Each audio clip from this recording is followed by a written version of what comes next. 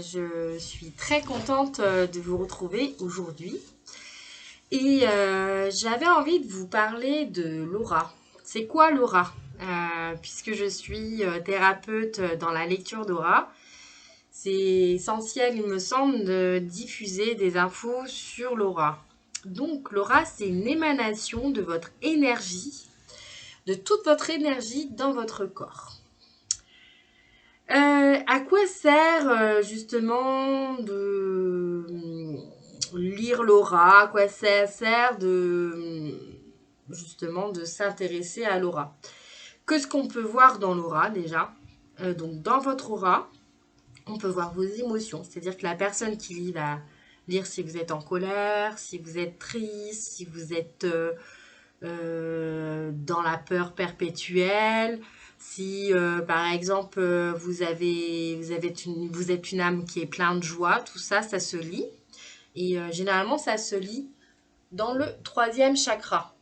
Le troisième chakra qui se trouve au niveau du plexus ventral solaire. Donc, ce troisième chakra est très important parce que plus vous avez en fait un chakra qui est gros, plus vous êtes une personne qui prend une place importante. Et plus vous avez un chakra qui est tout petit, et bien plus vous prenez une petite place dans votre vie. Et donc en fait, ça montre aussi les problématiques par rapport à la confiance en soi. Aussi, ça peut montrer aussi les capacités d'empathie, de télépathie. Enfin, plutôt d'empathie, parce que la télépathie, on verra plus vers le haut les choses arriver. Et donc, si votre chakra est, par exemple, un peu trop important, ça veut dire qu'en fait, vous êtes capable de capter l'autre, leurs émotions, et donc, du coup, ça peut être vous donner une information, en fait, comment vous vivez votre place avec l'autre. Autrement, on va voir aussi vos formes pensées, c'est-à-dire en fait ce que vous pensez. Si en fait il y a des pensées qui sont récurrentes, qui sont toxiques pour vous, eh ben, il y aura un impact dans votre aura. On les verra en fait tout. On pourra voir des images, des personnes aussi défiler. Et justement, ces formes pensées vont avoir une sorte. C'est comme une petite bulle. Vous voyez, quand vous lisez une BD, il y a une petite bulle. Et ben c'est pareil, ça sera dans une sorte de bulle. Et puis, ça sera tissé dans votre aura et ça sera relié à un membre ou une partie de votre corps. Et là, en fait, on pourra aussi voir par rapport à votre membre, par exemple l'épaule ou le coude, le poignet, une sorte de boule. Et cette boule peut être soit grise ou claire en fonction de la pensée, si elle est toxique ou pas. Et donc, du coup, l'engrenage, après, donc, la personne thérapeute vous dira donc que y a cette pensée qui du coup est récurrente et vous n'avez pas une douleur, vous avez mal quelque part, est-ce que vous avez mal par exemple à cette épaule, l'épaule droite. Et puis il vous est arrivé des choses par rapport à cette épaule et la personne va me dire oui, effectivement, je suis tombée plusieurs fois sur la jonction de l'épaule et du coup, il y a une signification en fait que je vais pas forcément dire là parce que c'est des codages. Mais en fonction en fait de ce qui arrive là, ça va donner par exemple une personne à l'épaule droite, ça va travailler sur la jonction avec ses choix par rapport à sa vie matérielle ou sa vie avec un homme ou si c'est une femme avec, enfin si c'est un homme avec une femme. Voilà, donc il y a des choses qui peuvent en fait indiquer à la personne ok, vous vivez telle problématique, donc il y a un engrenage qui se joue dans le physique, ça vous bloque physiquement, et en fait, qu'est-ce que ce problème dit? Donc, du coup, votre corps va parler, c'est-à-dire que une fois que la personne dit oui, oui, oui, donc il y a plein de choses qui vont s'éclairer dans l'aura, et une fois que la personne aura pris conscience qu'elle voudra bien travailler dessus, donc au niveau de son cœur, il y aura peut-être d'amalgame de lumière qui va dégager, donc c'est l'aura qui s'exprime. Donc c'est vous. Du coup, on va aussi voir votre énergie vitale, si vous êtes en bonne santé. Alors, j'aime pas le mot bonne santé parce que, ben, en fait, on est juste des thérapeutes, hein, thérapeutes énergétiques. Mais en gros, en bonne énergie vitale, c'est-à-dire, est-ce que vous vibrez de façon positive et que vous êtes dynamique, vous êtes, voilà, vous êtes bien, ou est-ce que en fait il y a un désaccord entre votre mécanique, votre émotionnel et votre mental est plus loin, et en fait là il y a un travail à faire. Du coup, on va aussi voir votre personnalité en fonction de qui vous êtes. Il y a des couleurs qui apparaissent, c'est-à-dire si vous êtes plutôt bleu pastel, on verra que vous êtes quelqu'un de très spirituel. Si vous avez du bleu foncé, il y aura un soupçon de spirituel, mais avec comme si vous avez des croyances un peu très fortes par rapport à ce sujet. Après, on verra une personne, par exemple, avec du jaune, ça peut être quelqu'un d'avare, voilà. En fonction, en fait, du codage, le vert, ça va être là, vous êtes penché vers la thérapie, vous êtes peut-être un thérapeute ou avec des vertus thérapeutiques. Voilà, donc on verra des choses s'exprimer comme ça. On va voir aussi un peu plus loin dans votre aura. Donc je vais pas faire un cours sur toutes les couches qui existent parce que ça aussi vous pouvez le retrouver dans des livres. Je les ai pas les références là. Si, il y a les robes de lumière de Daniel Meroy qui sont c'est pas mal. Si vous voulez vous intéresser aux Esséniens par rapport à Anne Givaudan, il y a un livre sur les lectures d'aura et soins esséniens qu'elle fait, c'est pas mal. Vous pouvez avoir un livre sur, je l'ai laissé en Bretagne, je vous le retrouverai, je crois que c'est Barbara. Euh, J'en reparlerai sur ma prochaine vidéo. Et ce livre, il est super, il est complet parce qu'il donne des indications sur l'aura et deux aussi sur les thérapies, le soin, comment soigner avec les mains. Donc c'est ça aussi, c'est sympa parce que quelqu'un qui veut s'y mettre ou qui veut aussi se documenter pour se soigner lui-même, en fait, voilà, il peut aussi commencer par lire et puis dans tout ce qui est lecture, on a plein de choses qui arrivent, quoi. Il y a plein de choses qui arrivent et en fait on peut déjà pratiquer aussi rien que en lisant un bon bouquin. Donc des fois il y a des personnes qui sont autodidactes et qui ont déjà tout ça en eux et aller voir un thérapeute ou quelqu'un qui forme alors qu'en fait il a déjà des choses qui arrivent, bah oui c'est pas mal mais des fois économiquement ça demande un engagement et si on a déjà tout en nous, pourquoi chercher plus, à moins qu'on a besoin de se rassurer et que les compétences acquises en stage va vous aider pour aller plus loin. Donc, du coup, par rapport à votre aura, on va voir aussi vos blessures d'âme. Donc, il y a un super livre que vous pouvez lire sur les blessures d'âme de Lise Bourbeau. Justement, je travaille beaucoup avec les blessures d'âme. Notamment, on relie les blessures d'âme avec les émotions.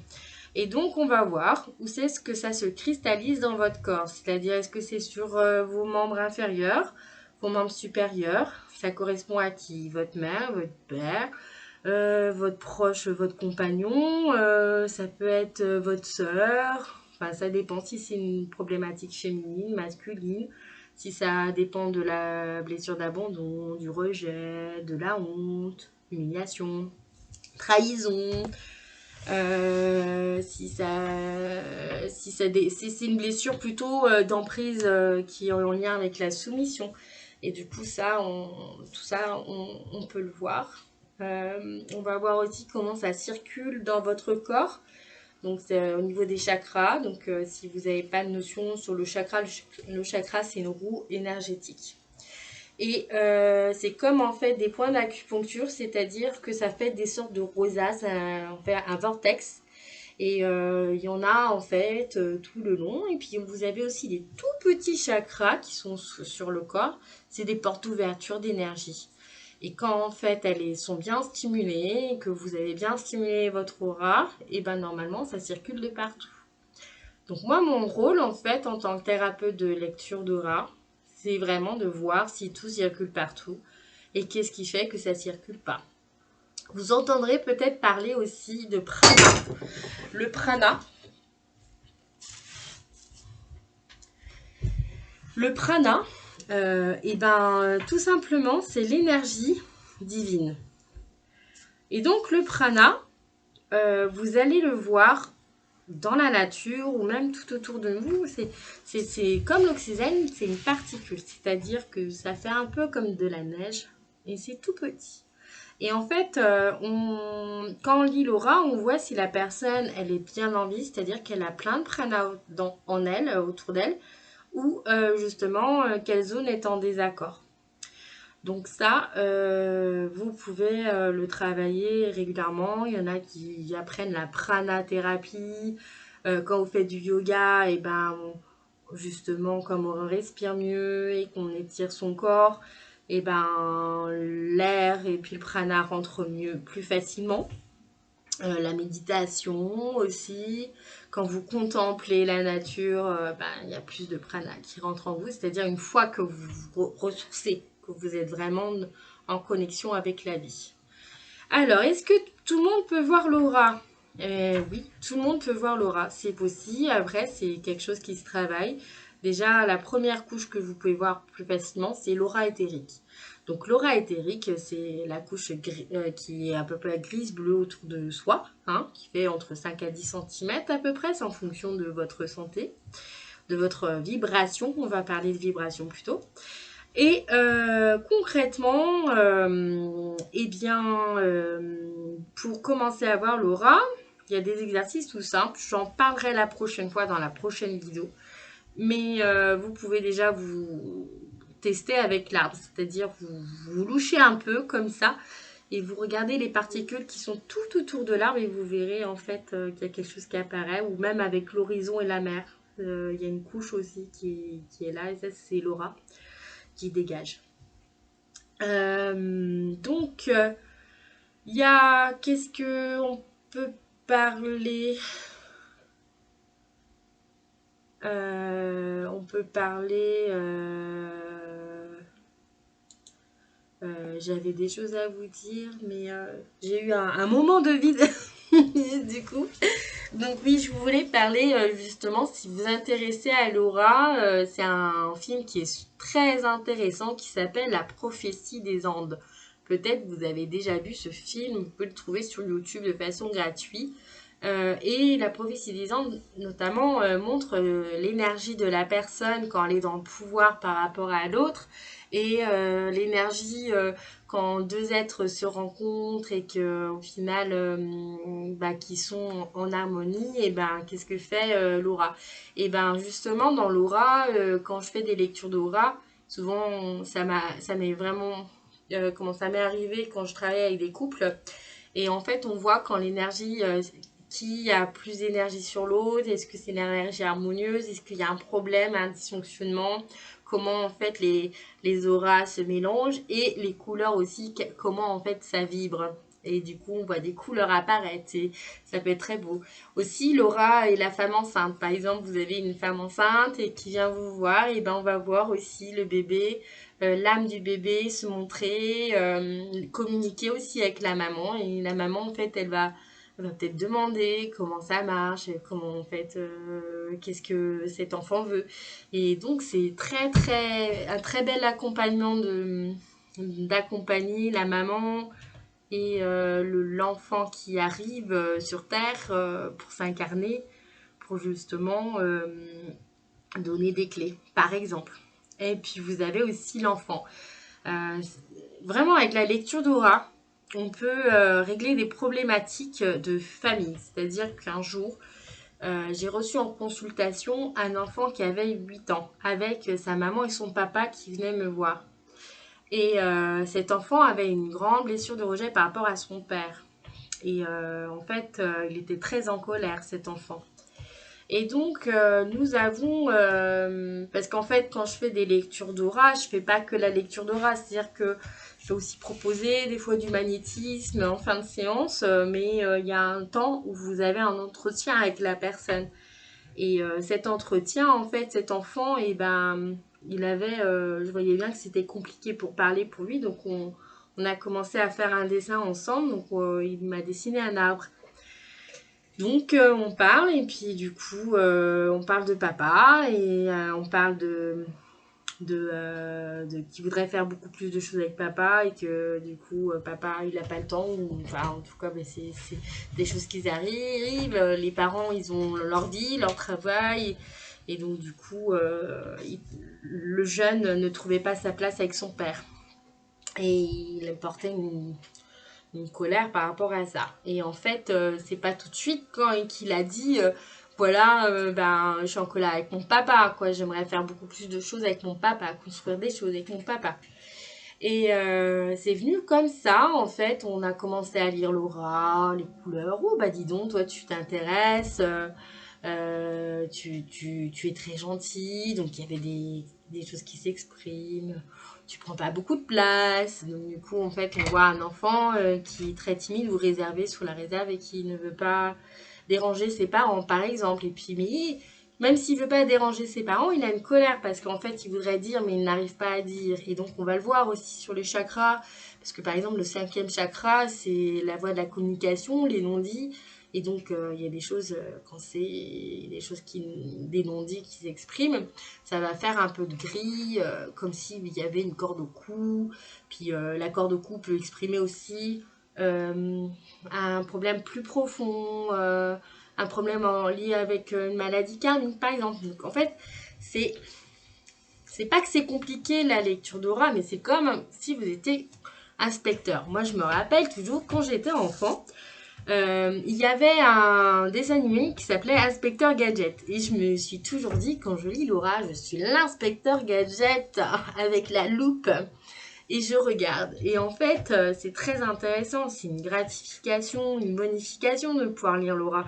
Parce que c'est un très beau cadeau avec la vie. Pouvoir dire, voilà, je vois que vous avez tel souci ou c'est pas qu'on ne... Comment dire on offre ça à la personne. On s'offre et on s'offre à l'univers. Voilà, je lis ça. Qu'est-ce que vous en pensez? Et la personne, elle reçoit, et c'est à elle de faire son chemin, parce que je ne peux pas régler sa problématique. C'est à elle de régler, donc ça c'est important, c'est le positionnement du thérapeute. Et après, une fois que je me suis positionnée, si elle dit oui et que je sens que dans son cœur, ça chauffe, ça pétille, il y a de la lumière, quand en fait je parle de sa problématique, je sais que c'est ok, on peut y aller. Par contre, si son âme est en rétrécissement, donc on voit que ça se rétrécit, donc elle a un mécanisme de dépense en place, donc on va travailler autrement et généralement on décortique aussi les problèmes une fois que la personne elle arrive à avancer. Voilà. Donc ça, c'était en lien avec la lecture d'aura. Je souhaitais vous parler de ça, parce que c'est ma passion, c'est quelque chose de beau, c'est très poétique. Lire l'aura, c'est se relier à l'univers et comme un petit oiseau qui s'envole, laisser les plumes s'envoler et faire. Sur ce, je vous souhaite une belle journée. Si vous avez des questions, vous pouvez déjà me les poser, laisser un commentaire. Et puis autrement, vous pouvez aussi vous me laisser vos questions et puis je pourrais vous faire une vidéo justement sur certains sujets qui vous intéressent ou reparler d'une problématique. Et vous pouvez aussi me parler de votre problématique et puis j'expose dans une vidéo comment je vois. Autrement, vous avez mon numéro de téléphone 06 22 64 87 88 et on peut travailler en lecture vibratoire à distance partout dans le monde, que ce soit au Canada, en Allemagne ou par exemple en France. Voilà, je consulte en Alsace, mais je me déplace aussi dans les villes pour faire des lectures d'aura en atelier et je forme à la lecture d'aura en stage. Voilà, et je vous souhaite une belle journée à vous et à bientôt.